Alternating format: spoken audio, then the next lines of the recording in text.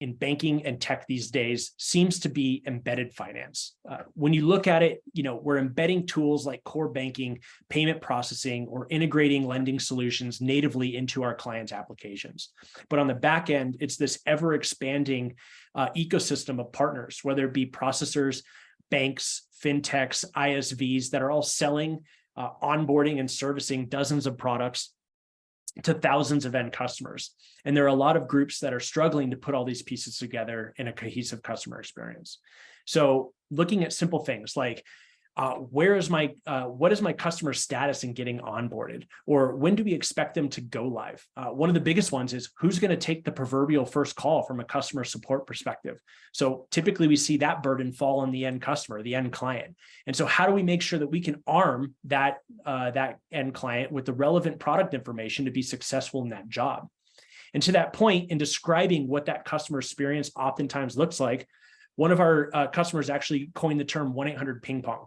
And so the client is told that it's a bank issue, for instance. The bank would come back and say, nope, not us, call the processor. The processor says, sorry, it's not us. And it just keeps bouncing around, which ultimately leads to a terrible customer experience. And so one of the things that's interesting is, Steve Jobs famously said, you have to start with the customer experience and then work backwards.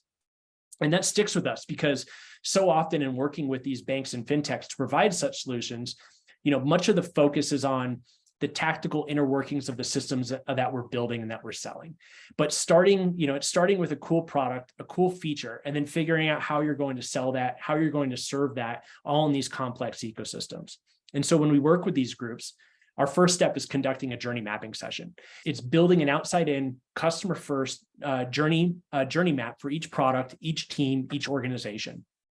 And once we complete that, we then focus on solutioning in a set of tools that allows each party to hold up their end of the bargain in that ideal state customer experience. And so we're looking at things like technology and ecosystem connectors. So how can we connect the various systems of records as nodes on our CX graph to ensure that all parties have real-time visibility?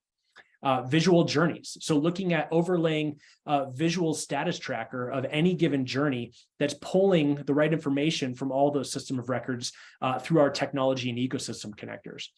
And then getting into knowledge management and delivery. It's not always going to be the case that the individual that took that support call are the same ones that have all the product knowledge for those various solutions. And so we need to catalog and deliver specific contextually relevant product knowledge to those individual teams in real time so they could be successful in that exact moment of need.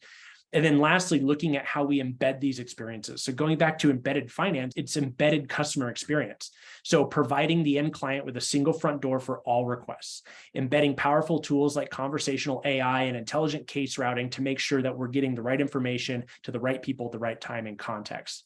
So again, when we look at embedded finance and how it will evolve in the years to come, I think the true winners will be those that focused on customer experience first and then worked backwards and funneled that into their operations.